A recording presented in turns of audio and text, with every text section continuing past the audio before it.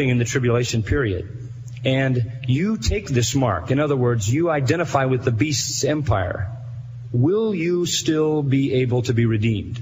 And I think the answer to that is yes. Yes.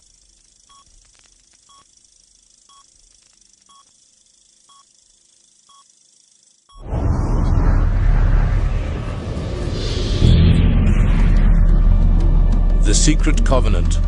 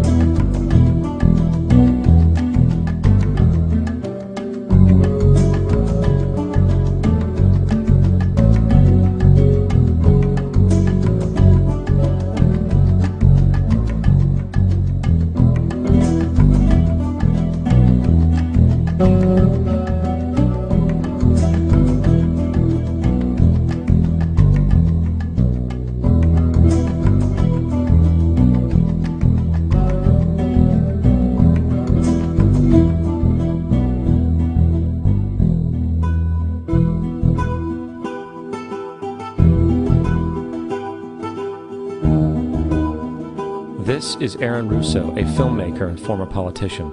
To his left is Nicholas Rockefeller of the infamous Rockefeller banking and business dynasty. After maintaining a close friendship with Nicholas Rockefeller, Aaron eventually ended the relationship, appalled by what he had learned about the Rockefellers and their ambitions. I got a call one day from an attorney woman I knew, and she said, "Would you like to meet one of the Rockefellers?" I said, "Sure, I'd love to." And we became friends, and he began to divulge a lot of things to me. So he said to me one night, he said that there's going to be an event there, and out of that event, you're going to see we're going to go into Afghanistan, so we can run pipelines from the Caspian Sea. We're going to go into Iraq to take the oil and establish a base in the Middle East, and we're going to go into Venezuela and try and get rid of Chavez. And the first two they've accomplished. Chavez they didn't accomplish.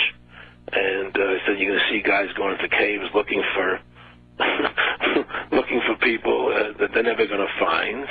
You know, he was laughing about the fact that you have this war on terror. There's no real enemy. He's talking about how by having this war on terror, you can never win it because it's an eternal war. And so you can always keep taking people's liberties away. And I said, how are you going to convince people that this war is real? He said, but the media can convince everybody it's real. I mean, you know, it's just that you keep talking about things. You keep saying it over and over and over again, and eventually people believe it. You know, you created the Federal Reserve in 1913 through lies. You create 9/11, which is another lie. Through 9/11, then you're fighting a war on terror, and now all of a sudden you go into Iraq, which was another lie, and now they're going to do Iran. And it's all one thing leading to another, leading to another, leading to another. Now, I would say to them, what are you doing this for? What's the point of this thing? You have all the money in the world you ever want. You have all the power. I said, you're hurting people. It's not a good thing. And he would say, what do you care about the people for? Take care of yourself and you take care of your family. And then I said to him, what are the ultimate goals here? He said, the ultimate goal is to get everybody in this world chipped with the RFID chip and have all money be on those chips and everything on those chips. And if anybody wants to protest what we do or violate what we want, we just turn off their chip.